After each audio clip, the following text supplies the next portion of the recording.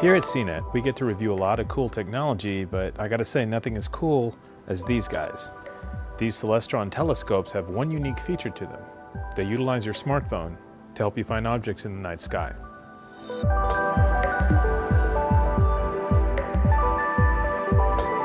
A couple of things to note. We originally got these telescopes before the shelter-in-place order in San Francisco. The plan was to review them in the office. And second, I am not an expert in astronomy, nor have I ever owned a telescope, but I've always wanted to buy one. So I was going to use this review to inform my decision on which one to purchase. So first off, these telescopes are of a Newtonian design. Named after and invented by Sir Isaac Newton, it uses a concave primary mirror and a flat diagonal secondary mirror housed in this large cylinder. These telescopes have a short focal length, which means a wide field of view. And like all telescopes, the images appear upside down.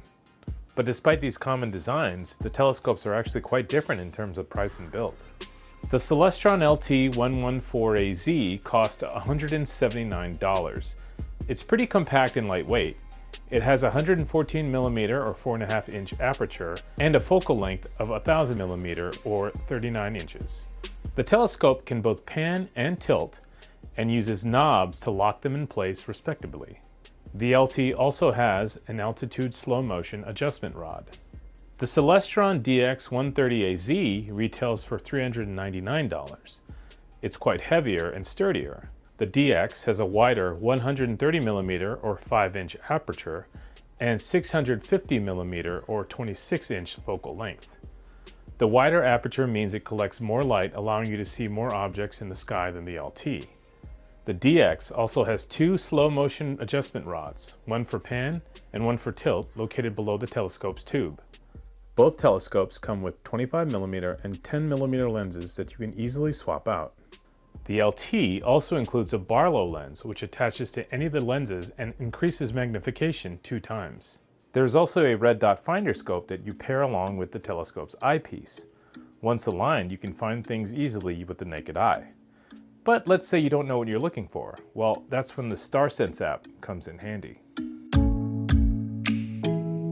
StarSense app is basically a star chart in your pocket. Celestron packed this app with a wealth of information about the night sky. Each of the telescopes has a smartphone mount. The mount has a mirror at the top. You first align your phone's camera lens to the mirror so that the camera can see the sky above. You then pair the lens of the telescope with the lens of the phone. Now, a word of advice. You should do the pairing during daylight or ample amount of light because it's just easier for you to align the telescope when you can see things. There is a night mode in the app, but it's a little clunky to use. The app uses your phone's camera to scan the night sky and then analyzes the scans against an internal database to automatically align the telescope. Once aligned, the app shows a map of the night sky from your location. The app also lists what are the best visible objects that night. It lists these objects as either city viewable or dark sky viewable. Now, city viewable means just that, objects you can view in the city. Dark sky viewable means you need to travel away from the city light's pollution to view these objects. There are several handy websites online that can help you find the light pollution in your area, like this one called lightpollutionmap.info. The areas with purple and red have high amounts of light pollution, while the greener areas have less light pollution. The beauty of the app is you can select an object to view and you are taken to a screen that shows all the pertinent information about the object as well as some observing tips. There is even a handy audio-guided tour as well. Neptune is the most distant planet from the Sun and the most challenging to observe. Select the Locate button and the app immediately guides you to where the object is in the sky. You simply move the telescope to that exact point. Now, setting up the telescope was really simple. I think I was up and running in 5 minutes. But pairing the app and the telescope sometimes took 10 to 15 minutes and sometimes it wouldn't work at all. Remember, the app uses your cell phone's camera to take scans of the night sky and send it back to Celestron's database. Using those scans, the app should know where you are and pairs itself with the telescope. The conditions to do that, though, is that it must be dark outside and the telescope cannot be moving. Now, even when it was dark and when I wasn't moving the telescope, the app could still take a long time to pair and sometimes it wouldn't work at all. So I'd have to restart the app, go through the whole process again, and maybe if I was lucky, it would pair, but sometimes it didn't. Now, it didn't happen all the time, but it was kind of an annoyance when you want to find something in the sky and you're waiting for the app to pair. Now, another thing missing from the app are weather conditions data. That to me is a big miss because there were certain nights where there were certain things I wanted to see in the sky. They were available, but when I went outside, it was just too cloudy. Now, taken as a whole, however, the app is still very useful, especially for beginners like me exploring the night sky. So what are the differences? What does $200 worth of telescope get you? Well, let's start with the DX. The DX is definitely sturdier, which means that, let's say I found that object, that really small object, and I accidentally brushed up against it. Well, I never felt like I was going to take it out of position. But sturdiness also means heavier, and heavier also means getting it in and out of my house is a pain. So I rarely did that. Now, the one thing about the DX to note is that you also have a wide viewing angle, which is great to find things. But if you want to get real detailed, it doesn't really give you that much. The other thing I wanted to note was that the focus rings, see, these focus rings are really robust, but I could never get things in focus clearly. I don't know why that is.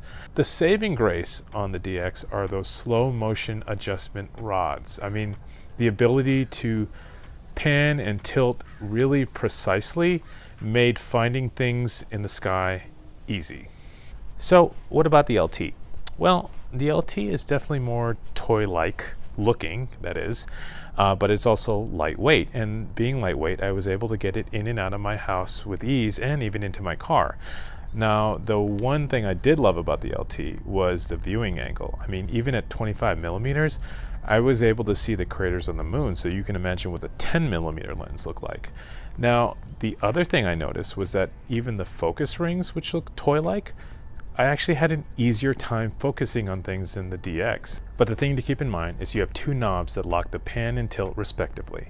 And depending on the position of the object you're looking at and the position of the telescope and where it's pointing, those two knobs may not be next to each other. So it can be a pain to lock the pan and pain to lock the tilt. Now you do have that slow motion adjustment rod, but that only takes you so far. It's not that viewing things in the LT is a problem. In fact, I actually prefer it over the DX. But there's just no simple way to navigate and find objects with precision.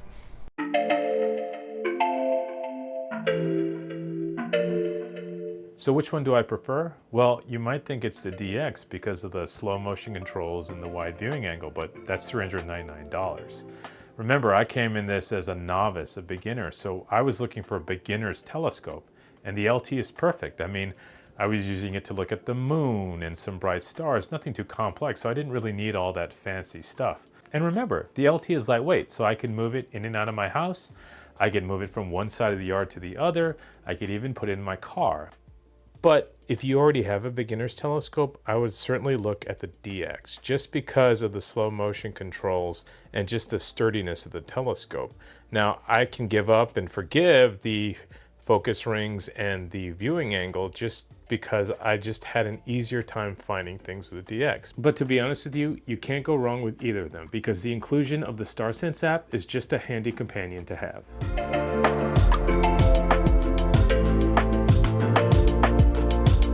Honestly, this was a fun exercise. I learned a lot about astronomy and I learned a lot about telescopes. Now, the StarSense app is a handy tool to have, especially if you're a beginner, because it helps you find objects in the night sky. I just wish it consistently worked all the time. So, if you have any telescope-related content you'd like to see, leave a comment below. Be safe, be well, everybody, and thank you for watching.